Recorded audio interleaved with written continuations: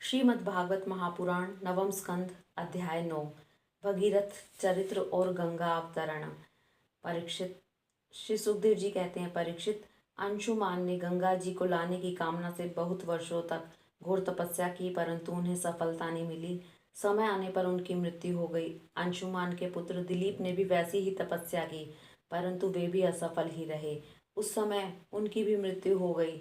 दिलीप के पुत्र थे भगीरथ। उन्होंने बहुत बड़ी तपस्या की। उनकी तपस्या से प्रसन्न होकर भगवती गंगा ने उन्हें दर्शन दिया और कहा कि मैं तुम्हें वर देने के लिए आई हूँ।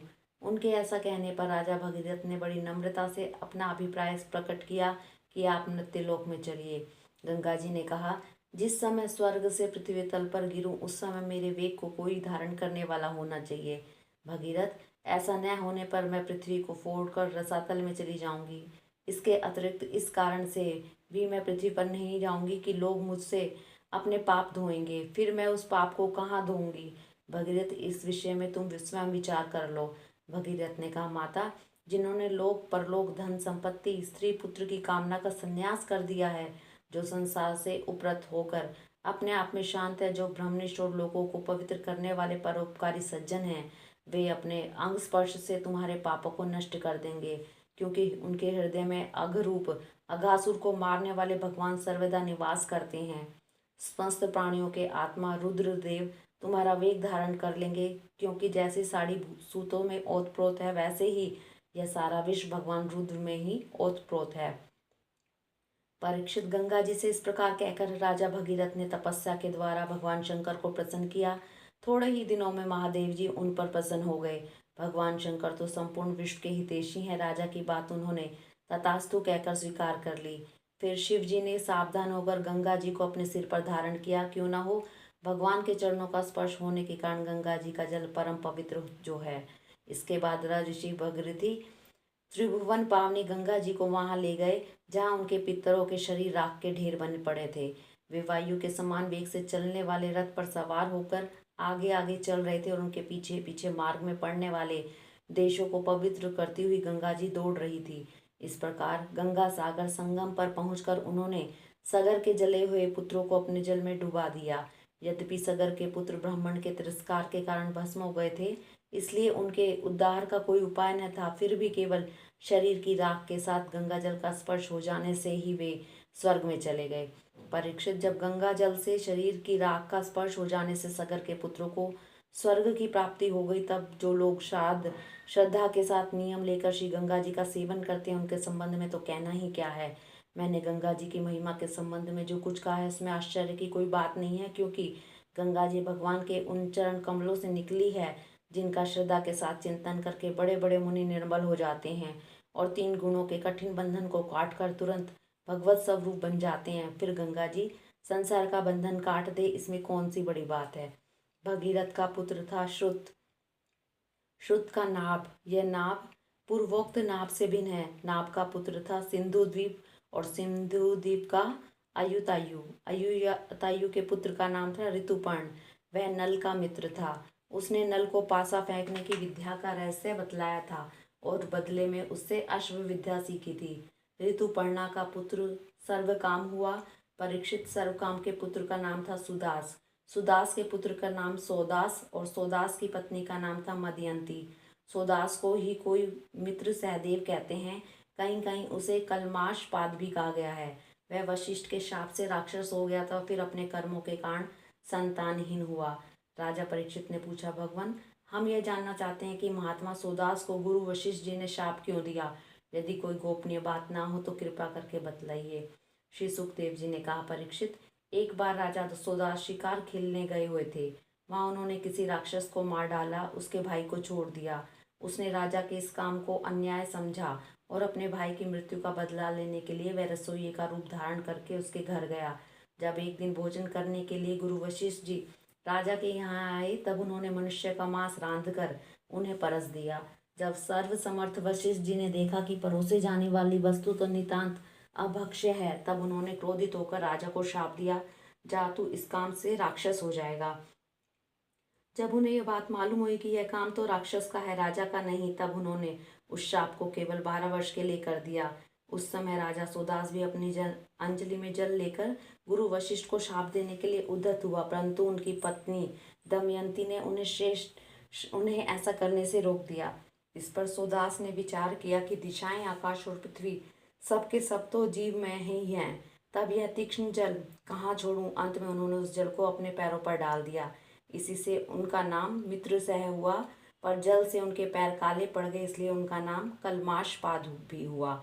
अब वे राक्षस हो चुके थे। एक दिन राक्षस बने हुए राजा कलमाशपाद ने एक वनवासी ब्राह्मण दंपत्ति को सहवास के समय देख लिया। कलमाशपाद को भूख तो लगी ही थी, उसने ब्राह्मण को पकड़ लिया। ब्राह्मण पत्नी की कामना भी पूर्ण नहीं हुई थी। उसने कहा, राजन, आप राक्षस नहीं हैं, आप महारानी मदयंती के पति और इक्ष्वाकु वंश के वीर महारथी हैं। आपको ऐसा अधर्म नहीं करना चाहिए। मुझे संतान की कामना, उस ब्राह्मण की भी कामनाएं अभी पूर्ण नहीं हुई हैं, इसलिए आप मुझे मेरा यह ब्राह्मण पति दे दीजिए। राजन, यह मनुष्य शरीर जीव को धर्म, अर्थ, काम और मोक्ष चारों पुरुषार्थों की प्राप्ति कराने वाला है, इसलिए वीर, इस शरीर को नष्ट कर देना सभी पुरुषार्थों की हत्या कही जाती है। फिर यह ब्राह्मण तो विद्वान है, तपस्याशील, बड़े बड़े गुणों से संपन्न है। यह उन पुरुषोत्तम पर ब्रह्म की समस्त प्राणियों के आत्मा के रूप में आराधना करना चाहता है, जो समस्त पदार्थों में विद्यमान रहते हुए भी उनके पृथक पृथक गुणों से छिपे हुए हैं। राजन, आप शक्तिशाली हैं, आप धर्म का मर्म भली भांति जानते हैं। जैसे पिता के हाथों पुत्र की मृत्यु उचित नहीं, वैसे ही आप जैसे श्रेष्ठ राज ऋषि के हाथों मेरे श्रेष्ठ ब्रह्म ऋषि पति का वध किसी प्रकार उचित नहीं है।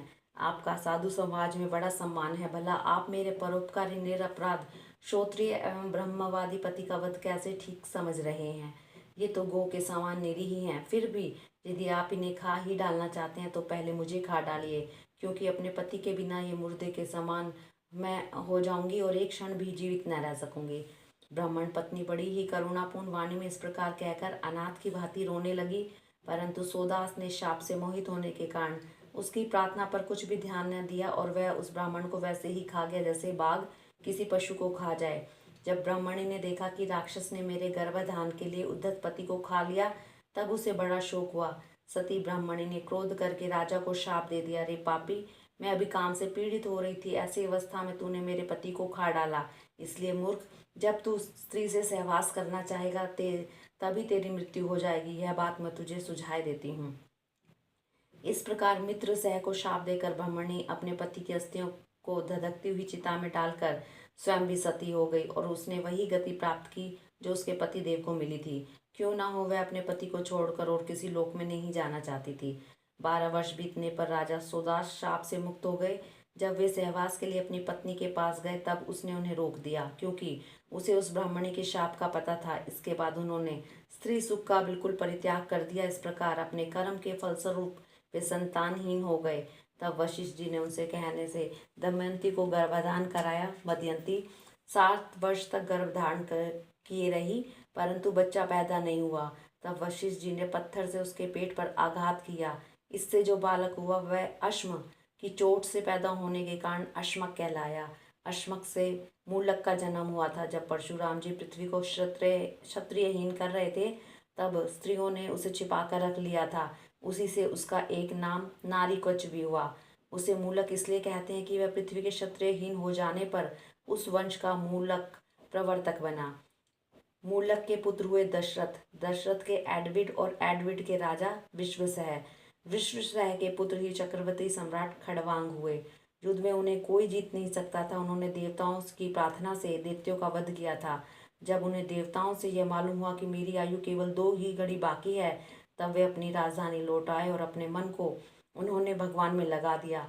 वे मन ही मन सोचने लगे कि मेरे कुल के इष्ट देवता हैं ब्राह्मण, इनसे बढ़कर मेरा प्रेम अपने प्राणों पर भी नहीं है। पत्नी, पुत्र, लक्ष्मी, राज्य, पृथ्वी भी मुझे उतने प्यारे नहीं लगते। मेरा मन बचपन में भी कभी अधर्म की ओर नहीं गया। मैंने पवित्र कीर्ति भगवान के अतिरिक्त कोई भी वस्तु कहीं नहीं देखी।